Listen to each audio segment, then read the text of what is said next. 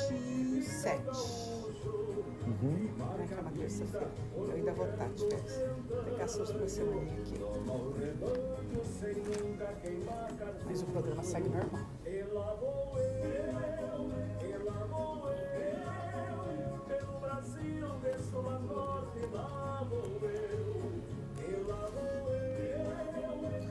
Tromboflebite.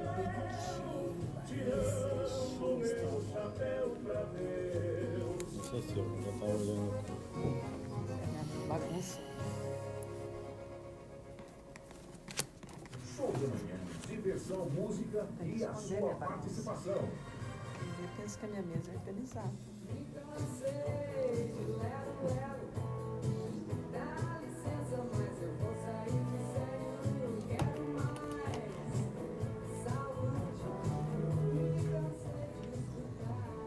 E se você cansou de escutar a opinião, né, de uns e outros que às vezes não sabem nada e acabam complicando a sua vida, então aqui no Show da Manhã, sempre, né, de 15 em 15 dias, tem Dr. Antônio Carlos Zata falando sobre varizes, esclarecendo e prevenindo. Ele que é angiologista e cirurgião vascular e atende em Telêmaco Borba. Bom dia, doutor. Bom dia, é um prazer estar aqui de novo. Bom dia a todo mundo. Prazer é nosso, porque sempre tem esclarecimento. Que bom. E o de hoje é o pedido de uma ouvinte, né? A Ruth quer saber o que é tromboflebite e como tratar. Bom, a tromboflebite é um tipo de trombose, né? Só que a gente denomina tromboflebite quando ela acontece em veias superficiais da perna. Então ela é uma patologia em que o sangue coagula dentro desse vaso. E aí a gente lembra lá as causas da trombose, né, que a gente já falou aqui outras vezes, que é a tríade de Virchow, que são 3 coisas que propiciam, na realidade, a formação do trombo, que propicia a transformação do sangue, que é líquido, em coágulo, que ele é duro. Então, a tríade de Virchow é a estase venosa. O que é a estase venosa? É o sangue ficar muito tempo parado. Então, para o sangue não coagular, ele tem que estar circulando, ele tem que estar se mexendo. Lesão endotelial é a segunda coisa da tríade de Virchow, que é a lesão da parede interna do vaso, do tapetinho, da película que recobre o vaso, da íntima do vaso, né? Então, tendo uma lesão nessa íntima, propicia a agregação plaquetária e que essas plaquetas, que são as células da coagulação, vão se agregando e acabam formando um coágulo, né? E a terceira coisa é a hipercoagulabilidade sanguínea. É quando o sangue do paciente, por algum motivo que pode ser primário ou secundário, quer dizer que pode ser genético já, ou secundário a alguma doença, esse sangue ele é mais coagulável do que o normal, tem mais tendência à coagulação. Por isso que aí cai no assunto que a gente conversou, que é a principal causa da tromboflebite é as varizes. Varizes, o que é? São veias na parte superficial da perna que perderam a sua função, não conseguem mais levar o sangue da perna em direção ao coração. E isso faz com que o sangue fique muito tempo parado, tenha uma estase venosa. O sangue parado propicia a trombose, e é a tromboflebite, que é a trombose no vaso superficial. Por isso que a gente fala, varizes, mesmo sem estar dando sintomas, ela precisa ser tratada porque ela tem potencial de complicação. Não é uma urgência, uma emergência. Mas não é, como a gente vê muito no consultório, doutor, nunca incomodou e agora endureceu e está vermelho. Uma tromboflebite aconteceu. E aí acaba sendo mais complicado o tratamento, né? Então, quais são os sintomas, né, da tromboflebite? A vermelhidão o paciente geralmente já tem varizes, né? Então ele já relata que tinha varizes. Essa varizes, que é um vaso dilatado na parte superficial, fica doloroso, endurecido, né? Fica duro a palpação e faz uma reação inflamatória. Na reação inflamatória que gera dor, calor, rubor. Fica dolorido no local, fica quente, fica uma impressão de alteração de temperatura bem no local e fica bem avermelhado. Então isso acontece muito frequentemente em pacientes que têm varizes. De qualquer maneira, essa tromboflebite tem que ser investigada para avaliar se essa tromboflebite é apenas pelas varizes ou se tem alguma outra causa dentro dessa tríade de Virchow que pode estar causando. O principal que chama muito a atenção e que a gente sempre faz no consultório é o consultório que o paciente que tem uma tromboflebite e às vezes não tem uma razão muito clara para isso, apesar de que é padrão a gente investigar em todos, mas principalmente paciente que às vezes não tem varizes muito calibrosa, não tem história de ter feito nenhuma viagem longa ou não tem trauma no local, nada faz uma tromboflebite. Nesse paciente, principalmente, a gente tem que investigar o porquê desse coágulo nessa veia. Porque muitas vezes uma tromboflebite superficial pode ser o primeiro sinal de uma neoplasia, de um tipo de câncer que não foi descoberto ainda. Pensando então isso naquela parte da tríade virgem que é a hipercoagulabilidade sanguínea, que o sangue fica mais coagulável do que o normal. E o câncer causa isso. O câncer causa uma hipercoagulabilidade no sangue. E às vezes o primeiro sintoma do câncer é uma tromboflebite. A gente já diagnosticou numa paciente com câncer de mama muito inicial por uma tromboflebite. Fez uma tromboflebite, o que a gente faz? Uma rotina de screening, de rastreamento, que a gente chama. Na mulher, o rastreamento envolve a avaliação do ginecologista para fazer o preventivo, né, do colo do útero, avaliação da mama com mamografia, dependendo da indicação ultrassom, dependendo da indicação ressonância da mama, um ultrassom abdominal total e um raio-x de tórax. Então é muito importante fazer esse screening nesses pacientes, esse rastreamento nesse paciente que teve uma tromboflebite e que não tem uma explicação mais óbvia assim. Estou dando sinal para uma amiga para assistir a entrevista ao vivo. Então, doutora, é interessante isso, porque eu nunca tinha pensado que pudesse chegar um diagnóstico de um câncer através de um problema. Por isso é importante a gente sempre encarar o paciente de um aspecto global, né? Você não vai olhar só aquele local, só a flebite. Você tem que pensar a causa, o que pode estar acontecendo ou não. Na história, às vezes o paciente chega, não, doutor, é paciente jovem com uma tromboflebite, você vai conversar com o paciente, na história ela já fala que já tem uma irmã que teve trombose, já teve a mãe que teve trombose, que teve embolia, e aí você já começa a pensar outras causas de trombofilia, que é esse aumento da coagulação sanguínea, que são causas genéticas, né, que são trombofilias genéticas, alterações do fator 5 de Lyme, de outros genes que podem naturalmente deixar o sangue do paciente mais coagulável do que o normal. A grande maioria dos casos de tromboflebite é oriundo de varizes, associado a anticoncepcional, a outros fatores de risco que a gente já falou aqui sobre trombose, né? Os fatores de risco de trombose são todos aqueles que envolvem a tríade de Virchow, que a gente falou aqui. Então, a gente pegando separadamente pela tríade de Virchow, né? A estase venosa, então a diminuição da velocidade da circulação do sangue. Então, paciente muito tempo acamado, ou viagem longa, sem movimentação das pernas, varizes que faz com que o sangue fique muito tempo parado na perna, então isso são fatores de risco para trombose. Pensando em lesão, dando uma passada bem rápida, né? Em lesão endotelial, que é machucado na parede interna da veia. Então, se o paciente teve algum trauma ou algum catéter, né, fez alguma punção de veia, alguma batida em uma varizes, que tenha tido essa lesão endotelial. O cigarro atinge duas coisas, tanto a lesão endotelial ocasionada pelas substâncias químicas do cigarro, que causa essa lesão endotelial, propiciando a trombose, quanto o aumento da coagulabilidade do sangue, que o tabagismo também faz. Então, olha a importância do cigarro, quanto na gênese de uma trombose. Então, parar de fumar hoje em dia, como diminuiu já, né? Nossa amiga ali, que é tabagista, né? Também? Parou de fumar. Parou? Quanto tempo já? Faz 1 ano e meio. Que bom, parabéns. Mas eu tive um AVC, né? Eu não tinha nada de pressão, de nada. De falar, é cigarro, você não tem por que te dar um AVC. Para você ver a importância do cigarro. Fica aqui nesse microfone assim, você pode, quando quiser passar alguma informação para o doutor, você já passa no ar assim, o ouvinte, né? Quem está nos assistindo fica sabendo. E aí a importância do cigarro, né? Porque ele vai fazer, além dele ser um fator de risco para a aterosclerose, que pode ter sido uma causa do AVC dela, também aumenta a coagulabilidade sanguínea, aumenta a lesão endotelial que propicia a trombo e propicia não só a trombose venosa, mas a outras patologias, como o AVC, o infarto do miocárdio, oclusão arterial periférica, então, tanto que o cigarro prejudica, né?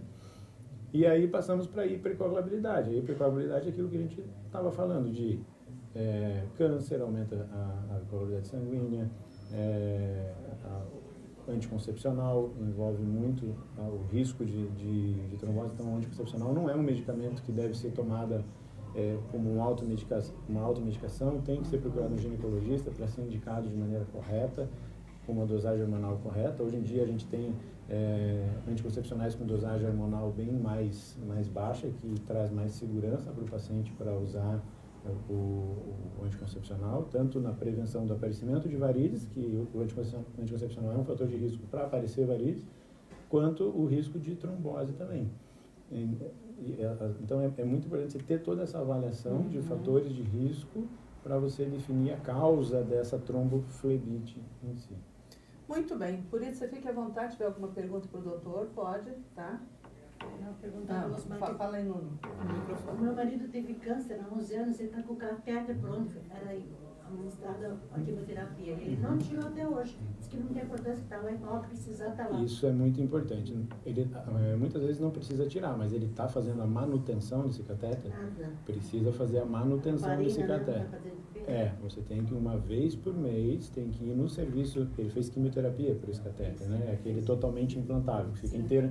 Então, esse catéter, só para explicar, né? É importante, porque tem muita gente mas como é que ouvindo? ficou com o catéter para fora? Assim, não. Esse catéter é o que chama-se permicate, é um catéter que fica totalmente implantado na veia. Então, a gente faz essa punção na veia, ele entra, fica lá dentro, em veia central, e ele tem, para os pacientes entenderem, eles chamam de panelinha, né? Tem aquela... Uma tomadinha, né? A tomadinha, parece uma tomadinha, isso mesmo, é uma panelinha que fica totalmente implantado embaixo da pele. E para o paciente não precisar, como normalmente esses medicamentos são necessário fazer em veia central, porque em veia periférica ele causa flebite, causa uma série de coisas, para não precisar ficar puncionando veia central, você põe esse catéter que fica permanente lá. E aí, em vez de puncionar a veia central, você punciona essa panelinha, que é esse sistema que parece realmente uma panela com uma borracha por cima, que fica por baixo da pele, e você enfia a agulha nessa borracha e consegue injetar um medicamento central, mas com uma punção periférica. E os pacientes, às vezes, até têm indicação de continuar com o catéter, precisa continuar com o catéter, até para se no futuro precisar usar de novo, mas é de fundamental importância fazer a manutenção desse catéter, usando a heparina dentro dele, fazendo a lavagem pelo menos uma vez por mês com a heparina por dentro dele, para ele não ocluir, para ele conseguir ser usado no futuro, senão ele acaba ocluindo, e também fazer o acompanhamento com o ultrassom, porque ele não deixa de ser um corpo estranho dentro da veia. Ele é um corpo estranho dentro da veia e que aí entra na tríade de Virchow, pensando de novo o quê? Lesão endotelial. É um corpo estranho lá que pode estar causando a lesão endotelial, que é a lesão da parede interna do vaso, e propiciar uma trombose. Então é muito importante. Pode provocar uma trombose por conta dessa veia. Aí quem vai indicar ou não é assim, a tirar? Tem que... O doutor é teu vizinho ali, ó. Quem vai indicar ou não a retirada é o próprio serviço de oncologia. Porque às vezes, se ele tem uma perspectiva de precisar usar, aí talvez tenha que ficar. Mas como faz tanto tempo que ele não faz manutenção, pode ser que esse catéter esteja até ocluído. Ele estava agendado para tirar o catéter e fazer uma cirurgia, uma época. Tanta cirurgia marcada, já o dia, anestesista. Mas você vai ter que tomar esse remédio para parar de fumar, senão vai estourar os pontos, né? Ele comprou uma caixa lá, deu 600 reais uma caixa para fumar, tomou 3 comprimidos e encostou, cancelou a cirurgia. E tá fumando ainda? Oh. Vixe, mãe. Então, o primeiro passo é... O que faz, doutor? O que faz, doutor, numa situação dessa? É complicado, né? Eu brinco, põe lá no cruzeiro, põe crucificado lá e dá umas chicotadas. Não tem explicação, né? Já teve... Eu faço os pacientes, às vezes, já teve câncer, provavelmente o cigarro foi um fator determinante, né, na causa do câncer. A gente vê isso como... Mas assim, eu falo brincando, mas o tabagismo, ele tem que ser tratado como uma doença. Ele é uma doença. Muitas vezes o paciente não o paciente não consegue parar de fumar sozinho. Ele precisa de uma ajuda. E isso eu falo assim que Telêmaco está bem posicionado nisso. A gente tem a doutora Circe, que tem um ambulatório antitabagismo pelo SUS, com fornecimento de medicamento pelo SUS, fazer acompanhamento psicológico, tudo. Então, se o paciente quiser hoje ter lâmpada, tem isso disponível pelo SUS que pode ser acessado. E funciona muito bem, né? E funciona bem. Então, tem que ser tratado como uma doença, porque é incrível, a gente vê paciente no consultório assim, que já teve uma oclusão arterial, que já teve amputação de membro por conta do tabagismo, e que a gente orienta, fala e não para de fumar. Existe uma patologia que a gente chama de tromboangiite obliterante, que é uma patologia cuja o fator causal da oclusão, a tromboangiite obliterante é uma patologia que causa a oclusão da circulação arterial, desde a microcirculação, desde os pequenos vasinhos até os vasinhos maiores. E a causa dessa tromboangiite obliterante é uma lesão. O cigarro causa lesões em níveis diferentes de paciente para paciente. Por isso que às vezes tem paciente que fuma tantos anos e acaba não tendo uma oclusão arterial. E tem outros que fumam um pouco tempo. Então, a tromboangiite é como se fosse, entre aspas, uma hipersensibilidade aos danos do cigarro. Então, é uma patologia ligada diretamente ao tabagismo. A causa é o tabagismo e a cura é parar de fumar. E o que ele acaba acontecendo é a oclusão da microcirculação.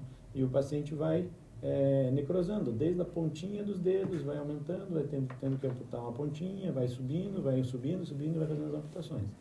E é incrível como às vezes a gente tem no consultório, não é raro, o paciente que já teve várias amputações de dedos, tanto da mão quanto dos pés, e não para de fumar. Sim. Por isso que a importância da conscientização e de você acolher esse paciente. Não adianta você brigar com ele porque ele não fuma. Não, você tem que tratar a patologia. Você briga com alguém que está doente? Tem culpa de estar doente? Não tem. Mas isso precisa ser abordado, precisa ser tratado de maneira incisiva, tanto pelo familiar. A gente tem uma participação muito pequena nisso, né? Os familiares, eu explico para meus pacientes, vocês, familiares, têm uma participação maior. Você tem que acompanhar em casa se ele está fumando, pegar ele pela orelha, levar ele no médico, fazer tratar, porque é uma patologia, uma dependência química que precisa ser tratada e que tem consequências muito graves. Bom, são 9h25, nós estamos com o Dr. Antônio Carlos Zata, angiologista e cirurgião vascular, e o nosso assunto hoje é tromboflebite. Doutor, e quem teve uma tromboflebite, né, ela pode desenvolver daí uma trombose? Ela já é uma trombose mais superficial e ela pode caminhar a partir daí para uma outra, para aquela trombose mais séria? Pode, sim. O coágulo tem a tendência de formar mais coágulo. Então, um paciente que tem um coágulo dentro da veia, ele tem esse próprio coágulo vai fazendo a formação de novos coágulos. E isso pode fazer o que a gente chama de tromboflebite ascendente. Então, ela vai, dentro dessa tromboflebite, se ela está próxima a vasos maiores, superficiais, ou até profundos, através de veia perfurante, esse trombo pode ir para veias profundas e aí causar uma trombose venosa profunda. E aí ter consequências de uma trombose venosa profunda, com um inchaço importante na perna, com um risco maior de embolia pulmonar, da saída do coágulo da perna em direção ao coração. E o tratamento? O tratamento depende da localização e da extensão dessa tromboflebite. Se essa tromboflebite é uma tromboflebite bem ampla e que atinge um vaso maior, superficial, e que pode estar próximo ou ter um risco, a gente vai avaliar isso através de ultrassonografia, ou se ele tem risco de ir para a parte profunda da perna, aí a gente tem que tratar com anticoagulação, normal, como se fosse uma trombose venosa. Quando a tromboflebite atinge a veia safena e acaba ocasionando o que a gente chama de tromboflebite ascendente de veia safena, às vezes o que a gente tem que fazer é uma cirurgia de emergência para ligar essa veia safena, desconectar a veia safena do sistema venoso profundo. Liga e desconecta ele da parte profunda. É às vezes uma solução para evitar uma trombose venosa profunda e evitar uma embolia pulmonar. E às vezes se essa tromboflebite está numa veia menor, não com uma extensão menor, que não tem relação com o sistema venoso profundo, às vezes só anti-inflamatório, calor local e medicamentos sintomáticos já é o suficiente. Então isso a gente tem que fazer a avaliação numa consulta, numa anamnese, num exame clínico e com uma ultrassonografia para avaliar qual é a extensão dela e qual é a proximidade dela com o sistema venoso profundo. Mais uma vez voltamos ao assunto que a gente bate toda semana, a importância de ver como estão as suas varizes, né? Na consulta, na avaliação com um especialista para conseguir ter um tratamento adequado. Tem perguntas aqui, doutor. Bom dia. Meu esposo, Vandeco. Ela mandou um abraço para o esposo. Eu queria saber com o doutor. Eu tomo remédio para circulação Venaflon. E agora faz uns 3 meses. Será que preciso tomar todos os dias ou posso parar? A Luciana de Tibagi, faz 3 meses que faço exercício físico, tipo zumba, 3 vezes por semana. Então, será que ela está achando que o exercício é muito difícil falar sem examinar, sem ver o que ela tem, se tem varizes, se não tem, né? O medicamento, o Venaflon, ele é um medicamento que a gente chama de medicamento flebotônico. O que ele faz? Ele ajuda no retorno de sangue da perna em direção ao coração. E isso melhora sintoma de dor. Ela complementa, fez cirurgia da safena 10 anos atrás. O Venaflon, então, ele não vai fazer desaparecer as varizes e nem previne o aparecimento de novos vasos. O que ele vai ajudar é na melhora dos sintomas, do peso, do cansaço, do inchaço da perna. Isso que esses medicamentos flebotônicos agem. E uma coisa que eu falo no consultório é que o principal tratamento para esses sintomas de doença venosa é atividade física. É o principal que ela está fazendo. Caminhada, corrida, fortalecimento muscular da panturrilha, então musculação para fortalecer o músculo da panturrilha, que ela funciona como um coração na perna. Então ela está fazendo certinho o exercício físico, mas o remédio aí, esse Venaflon, é para a circulação e não tem nada a ver com exercício físico, né?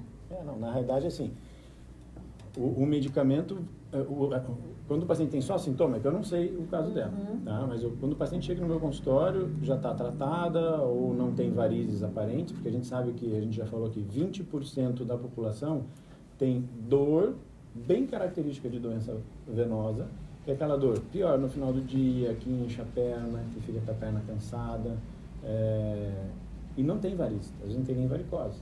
20% tem essa patologia pelo quê? Pela vida sedentária, por ficar muito tempo em pé no trabalho, pelo excesso de peso. Só isso já é uma causa dessa dor.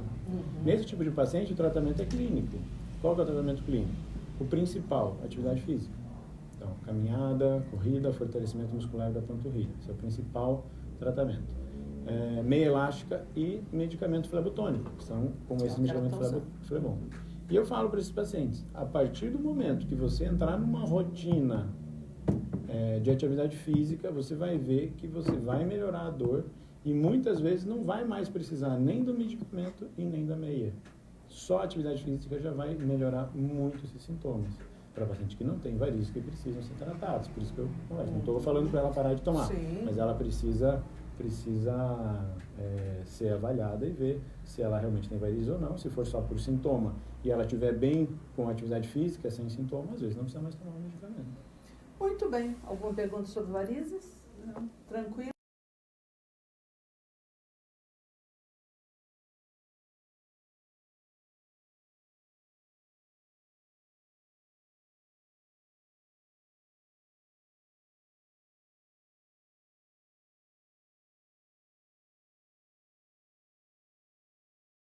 Né? Porque dependendo do tipo de trombose, é o tempo de tratamento. Se ele teve uma trombose realmente para usar um anticoagulante, dependendo da região que essa trombose atingiu, o tratamento vai ser de 3 meses ou 6 meses, dependendo da localização dessa trombose. E o acompanhamento também continua. E continua. Aqui, essa pergunta é legal também. Já fiz 4 cirurgias de varizes e continua aparecendo. A última vez que fiz com fibra óptica, decepcionante. Bom, é Alcione Meira. Assim, varizes, infelizmente, é uma doença que realmente não tem cura. Não tem cura, tem controle. Então, se a paciente tem tendência genética a ter varizes, ela durante a vida vai desenvolver novas varizes. Isso não tenha dúvida. O que precisa ser feito? O tratamento de maneira mais adequada possível, fazendo mapeamento venoso, avaliando pontos de refluxo.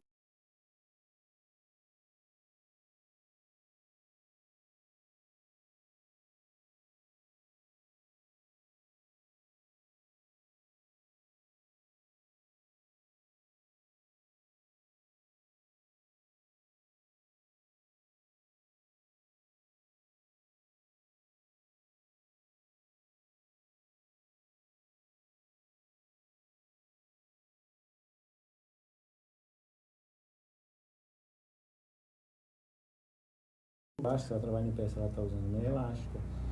Então, infelizmente, não é só tratar as varizes e aí nunca mais acompanhar e acabar... Tem que fazer esse controle, esse acompanhamento, porque com certeza vão aparecer novos vasos. Quando você faz a cirurgia, você faz um tratamento, você trata as varizes e os vasos que estão doentes naquele momento. Mas você não tira todos os vasos da paciente. E você não vai, no tratamento, também curar a propensão genética que ela tem. Então, com o passar dos anos, dependendo da tendência genética, se ela tem uma tendência genética grande, realmente ela tem que fazer o acompanhamento. O ideal até é um acompanhamento anual, porque muitas vezes você acaba identificando vasos que já ainda não estão tão grandes, que a gente consegue tratar com o CLACS, que é o laser transdérmico associado com a escleroterapia.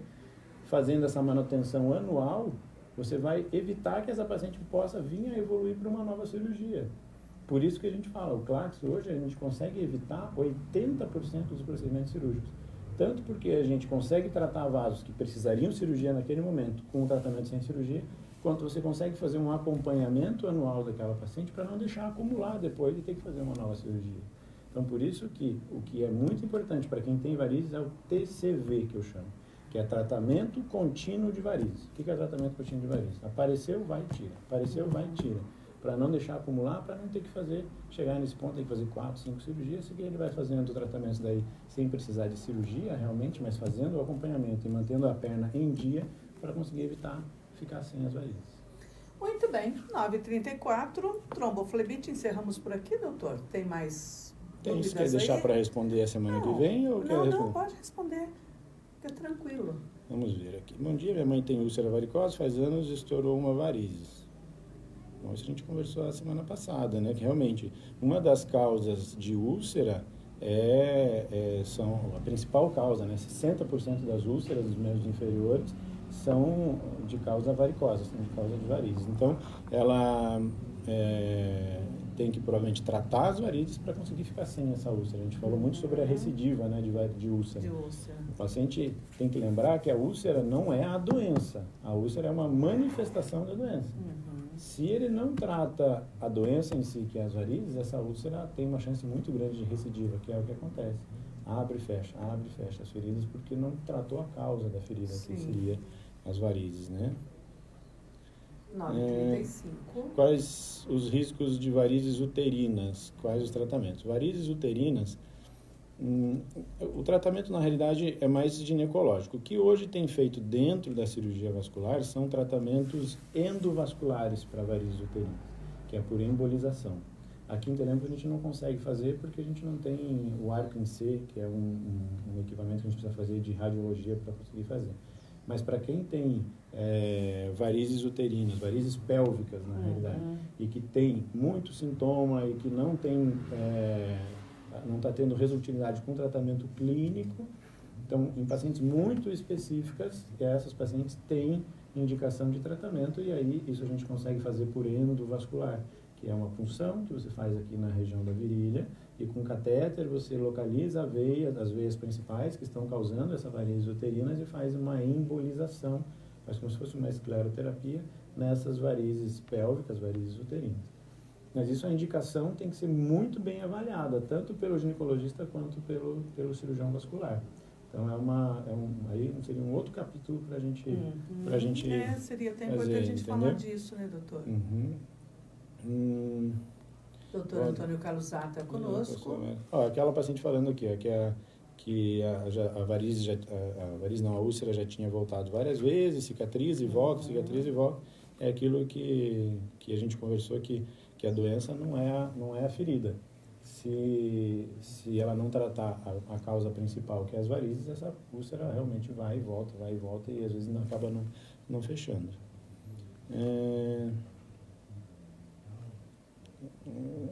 Essa não, Maria, vamos ver se tem alguém aqui no Instagram. Então, você está ouvindo o doutor Antônio Carlos Zata, angiologista e cirurgião vascular. Ele está vendo se tem mais hoje perguntas. Teve bastante pergunta para que a aqui. gente possa, ele possa responder. Eu só transmito. Aqui, bom dia, estou operada há um mês, tirei a femoral, provavelmente não mas tirou varizes, tinha uma úlcera venosa. Tenho caroços nos cortes e é normal. Então, ela fala aqui, com pouca informação a gente vai tentar responder, né? Então, mas ela já está falando que ela tinha uma úlcera venosa e operou as varizes agora. Se ela tinha uma úlcera venosa, provavelmente as varizes dela já eram uma varizes bem avançada. E que essa varize avançada provavelmente já tinha alterações tróficas da pele. Por isso que acabou evoluindo com uma úlcera. Então, eu estou deduzindo aqui com pouca informação que ela passou, só estou pensando. Então, se ela teve úlcera, quer dizer que a varize dela era uma varize antiga, que provavelmente já tinha ocasionado alterações na pele, provavelmente essa paciente já devia ter o escurecimento da pele no terço distal, o endurecimento da pele, que a gente chama de dermatosclerose, já ter consequências tróficas na pele. E varizes antigas também podem ter, como assunto de hoje, já ter tido tromboflebite prévia. Varizes que já tiveram tromboflebite são varizes extremamente difíceis de retirar, porque eles ficam aderidos à pele e aderidos ao tecido conjuntivo ao redor. Então, já provavelmente deve ter sido um caso bem difícil de se operar. Eu estou vendo aqui que provavelmente não tenha sido eu, é isso que eu estou falando, explicando que provavelmente já tenha sido um caso bem complicado. Às vezes, essas pacientes que já têm úlcera, e dependendo da consequência dessas varizes, se ela tem já teve flebites de repetição nessas varizes, já tem muita aderência à pele, já tem muita dermatosclerose nessa região, se a pele já está muito endurecida, a gente até opta por não cirurgia, opta pelo tratamento a laser desses vasos e pela esclerose com espuma. E muitas vezes, se a gente retira, mesmo assim, dependendo do caso, é necessário tirar cirurgicamente também, né? Tanto o tratamento, a gente tem que lançar mão de todos esses artifícios para tratar. Então, às vezes, no mesmo paciente, a gente vai fazer o laser, vai fazer a espuma e vai fazer a cirurgia. Nesses pacientes, provavelmente, que ele perguntou, tenho caroços nos cortes, é normal. Dependendo de como esses vasos estavam, se já tinham flebite prévia ou se já tinha endurecimento da pele, no a gente retirar cirurgicamente, os primeiros meses realmente fica endurecido, que é uma reação cicatricial da pele. É impossível a gente falar aqui só com essas informações, né? Mas assim, deduzindo, pela história, já vejo que provavelmente deve ter sido um caso bem difícil e que pode, sim, em alguns casos, ficar esses carocinhos. Por isso que todas as minhas pacientes que a gente opera, no pós-operatório, eu encaminho para fazer as drenagens linfáticas. Essas drenagens linfáticas devem ser feitas por uma fisioterapeuta, né? E durante essa drenagem linfática, a gente usa muito o ultrassom de ondas curtas, que é para ajudar a diminuir a reação inflamatória, diminuir esses caroços, essa aderência, porque a cirurgia não deixa de ser uma agressão, é um corte que você vai tirar o que está por baixo. Apesar dos cortes serem bem pequenininhos, o vaso pode ser grande, quando a gente puxa, isso deixa uma lesão embaixo da pele, que pode ficar realmente endurecido, fazer uma fibrose local. Quando a gente puxa assim a pele, a gente vê que está presa a pele um pouquinho. Aí, a fisioterapia no pós-operatório, a drenagem é muito importante. É a drenagem linfática que vai soltar essa fibrose, dependendo, feito essa drenagem de maneira adequada e a manipulação desse local de maneira adequada, a fisioterapeuta consegue ir soltando essa fibrose, utilizando o ultrassom para também diminuir a reação inflamatória e até o processo cicatricial ir diminuindo. Esses caroços realmente, dependendo do tamanho, podem ficar e são normais. Muito bem. Então, doutor Antônio Carlos Zata, dá uma pausa semana que vem, na outra, daqui 15 dias volta conosco. E qualquer informação, gente, agendamento, 3273-1542, ele está aqui em Telemaco Borba, na Presidente Kennedy 764, e o WhatsApp, que é o 98404-2161. Isso. Tudo certo? O Face, que é a Pro Saúde Vascular, que você pode entrar e deixar as perguntas depois. E o Instagram, que é Dr. Zata, _vascular, que também pode mandar as perguntas por ali. Varizes pélvicas, o próximo assunto? Podemos falar de varizes em geral. Varizes em geral. Que a gente não fala em varizes, também, a gente fala um pouco sobre isso. Porque, vira e mexe tem uma pergunta. A varizes pélvicas, a abordagem é sempre mais ginecológica. Muitas vezes o que acontece é chegar o paciente do ginecologista indicando o tratamento. Mas essa avaliação toda é mais realizada pelo ginecologista. Então, acho que é interessante a gente falar sobre varizes. Em geral, faz tempo que a gente não fala, falar sobre os tratamentos, a forma que hoje a gente tem de tratar sem precisar de cirurgia, sem precisar de internamento Tranquilo. hospitalar, falar dos graus de varizes, para a gente voltar nesse assunto aí, que é a patologia mais frequente, que geralmente é o que gera mais dúvidas. E aquele lembrete sempre, né? Se você quer uma perna bonita em dezembro, esse é o momento de começar, né? É o momento de começar para dar tempo, não existe milagre, a gente não vai fazer assim e fazer os vasos desaparecerem. Então, hoje, com o tratamento que a gente usa, a gente acelerou muito a resolutividade, ficou muito mais rápido esse tratamento, e muito mais eficaz, e muito mais a longo prazo, mas não é mágica, não é de um mês para o outro que você vai ficar. Então, agora é um período muito bom para tratar, porque a gente ainda tem um bom tempo até chegar aí no verão, para a praia e para viagem. Muito bem. Doutor, obrigada. Obrigado, um abraço a todos. Obrigada, Curita, pelas conversa. perguntas. Não, e interessante trazer sempre um ouvinte aqui para, né? Até vamos abrir aí, se você quiser participar de uma conversa com o doutor, né? Vem aqui para você acompanhar, porque de repente com o ouvinte surge alguma ideia, né? Na hora que a gente até não tem, né? Estamos aí. Obrigada, bom dia. Obrigado, bom dia. Vamos abrir pro nosso Não, mas ouvinte. os matos estavam a perna Teu do marido é cigarro, teimoso, né? mas isso não adianta. É só matar. Não, tá louco, tem que Sua resolver. mãe tá boa, não faz tempo que não vejo sua mãe no portão Tá mais. boa, tudo bem? Nunca bem. Tem que passar lá. Faz ela